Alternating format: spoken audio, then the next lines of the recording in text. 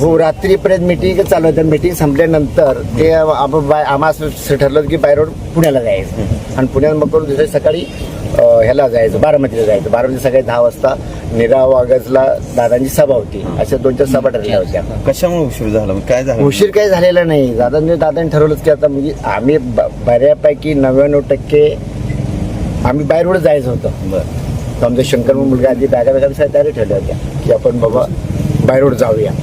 पण ते काही उशीर झाला आणि हे ते दुसरे सगळ्या विमानाने निघाले. त्याच्यामुळे दुःख घडणं गेले. पण ही गाड्या नाही पाहिजे होती. दादाकडे मी आता गेले 20-99 पासून पहिला मी शासनामध्ये होतो. शासनामधून 13 मध्ये निवृत्त झालो आणि निवृत्त झाल्यानंतरही दादाकडे आता जवळ 12-13 वर्ष मी खाजगी काम त्यांच्याकडे काम करत आहे. खरं तर दादांची दादा इकडे पुढे बघा. तुम्ही या ठिकाणी पाहिजे काय नेमकी आठवणी काय दादा कितीतरी आठवणी अशा आहेत की सांगण्यासारख्या की त्यांनी समजा त्यांचा तो वक्तशीरपणा, स्वच्छता म्हणा, कामाचा टाईम. दादा जर समजे म्हणले तू सकाळी 6ला तयार राहा तर आम्ही 5:30ला तयार राहायचो. आणि त्यांची जी लोकांचं काही म्हणणं आहे की बाबा दादा कडक होते, बोलायचे, पण तो भाग चुकीचा आहे. दादा कडक होते पण शिस्तीचे कडक होते. असे काही कोणालाही काय बोलत नव्हते ते.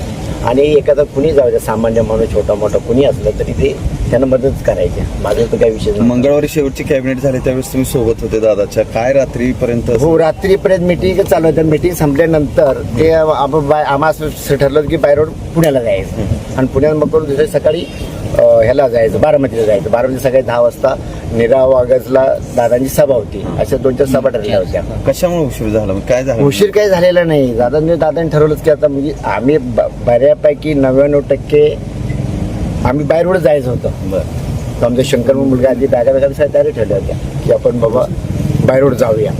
पण ते काही उशीर झाला आणि हे ते दुसरे सगळ्या विमानाने निघाले. त्याच्यामुळे दुःख घडणं गेले. पण ही गाड्या नाही पाहिजे होती.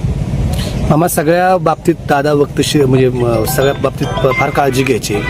पण हे सगळं ज्यावेळेस तुमचं आधी ठरलं होतं की बाय रोडने जायचं, बदलला निर्णय कसा?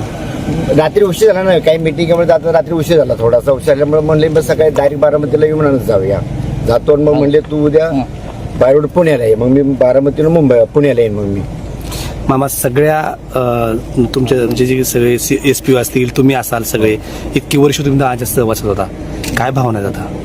भावना काय आता साहेब की एवढं दुःख वाटतं एवढं की आम्हाला तर काय बोलू शकत नाही. आणि मला तर अजून माझं मन असं म्हणतं की दादा आपल्याच आहेत. अजून दादा गेले नाही. त्याचे फोटो बघितले ना तुम्ही, बघा त्यांचे फोटो बघा तुम्ही, त्याची किती वाईट वाटते साहेब. बघा मामा, ज्यावेळेस अजित पवार असेल, त्यावेळेस अजित पवार अनेकदा कॅनव्हास सोडून निघून जायचे आणि त्यावेळेस मात्र तुम्ही सोबत असायचं. कसं तुमचं टायमिंग व्हायचं? नाही टायमिंग मी आता तुम्हाला पहिलं काय सांगितलं. दादा म्हणले जर 5ला म्हणले तर आम्ही 5:30ला तयार असणार. मग दादा रात्री 12 वाजो 2 वाजो गाडी आमची नीट सकाळी आम्ही अर्धाच गाडी तयार अगोदर. दादा म्हणले 5-3:30ला गाडी तयार असायची.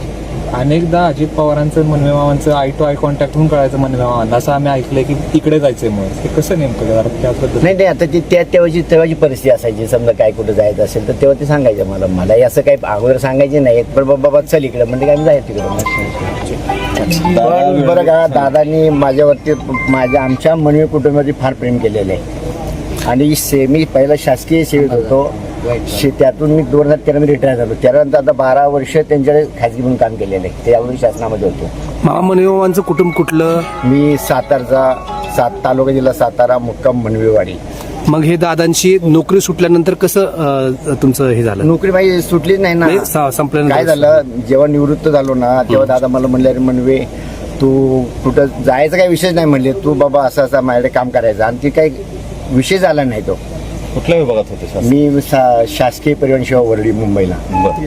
दादा नॉट रिचेबल आल्यानंतर तुमच्यासाठी नाही तसं काय नाही. आता तो भाव वेगळा आहे. तो कसं जेव्हा आम्ही त्याच्यासाठी असायचो विषय तो नव्हता. आणि झाले का अजून काय आठवण आहे का? नाही आठवण म्हणजे हे वक्तशीरपणाची आठवण आहे. स्वच्छता म्हणा आणि कुठल्याही तुमचे मीडियावाले सुद्धा असायचे तिथे. आमच्या देवगिरी बंगला असू द्या, प्रेमकोट असू द्या किंवा सहयोग असू द्या, चहा पाणी दादा स्वतः सांगायचे मनवे त्यांना चहा नाश्ता देण्याची व्यवस्था कर. तुमचे TV9 वाले मुंबईला निम्याचे बघा प्रेमकोटला. तुम्ही कोण आहात तर ते त्यांना कंटिन्यू करोना काळामध्ये सुद्धा दादांनी जी सोय केली होती चहा पाणी नाश्त्या पाण्याची.